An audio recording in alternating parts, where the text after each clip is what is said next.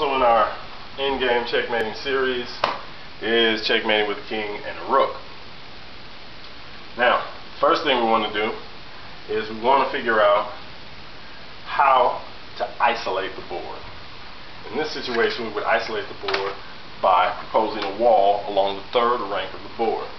Now, of course, the king should move to attack the rook because the best defense is offense. That's fine. Then we'll switch up and we'll go to the far side of the board. Why do we go to the far side of the board? Because if we acknowledge the files, we want to acknowledge your opponent's king, your king to run interference, and then your rook. So think of it as something like a sandwich.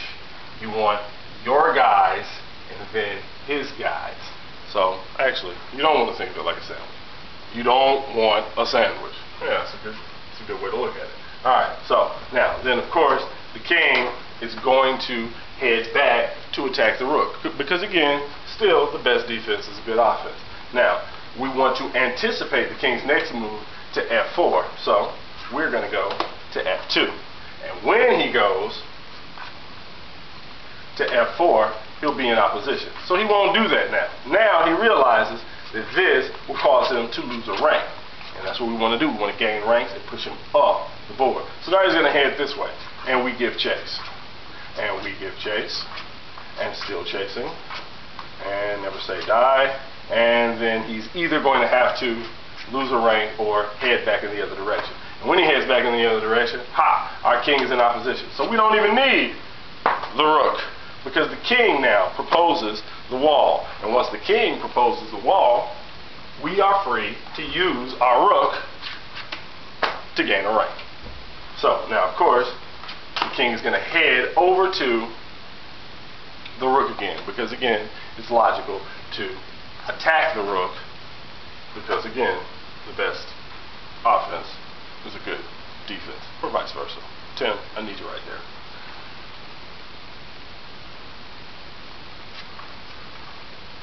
So again, the king has to come off of the fourth rank, and he will still be about the business of attacking the rook. Now, if we go here, we are in opposition, but we've lost tempo. We want to be in opposition when it's our move.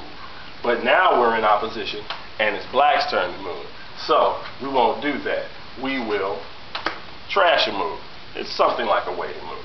Now, once the king continues to head over for the rook, we're going to give chase, but we're going to wait till the moment is right to, again, acknowledge the files and have our rook, our king, his king. So again, we're doing the same thing. If he comes back this way, we'll find ourselves in that opposition position that we do so love. So he's going to head for the hills this way. And we're going to give chase.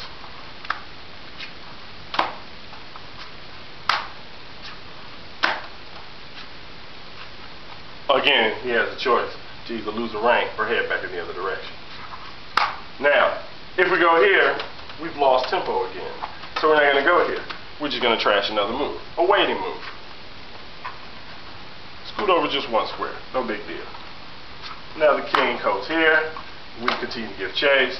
He's either going to lose a rank or come back over to us. And in this situation, he's stalling, so he's come back over to us. He doesn't want to purposely give up a rank unless we force him to give up a rank. So we've done so. Again, the king proposes the wall. We're free to use the rook to gain a rank. And again, we do the same thing. And we don't want to be in opposition when it's their turn. We want to be in opposition when it's our turn. So we're going to head right here.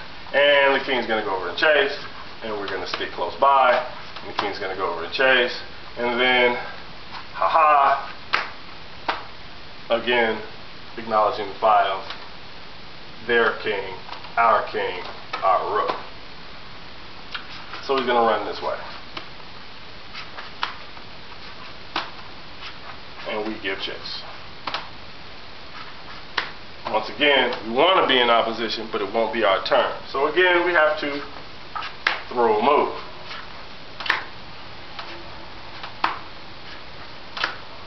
opposition. So we gain a rank again and push him back. Let's say he throws a monkey wrench and things and he goes straight back. In a situation like this, it's very simple because he's made a move that saves us a number of moves. So we can go here in anticipation again of him going here. Now, of course, by now he's caught on to the fact that, hey, if I'm in opposition, they're going to gain a rank on me, so I'm going to go back the other way. That's fine. We're waiting for opposition. We have achieved opposition. Check again. Alright, so now if he goes here, then we already know all we got to do is head here in anticipation of him going to B8. If he goes here, we would go here in anticipation of him going to C8. But if he goes here, then we have to go through the same lengthy process again, and that's okay. So we take a step up. He's headed over to attack the rook. We give chase. Never say die. He comes over to attack the rook. We switch to the opposite side of the board.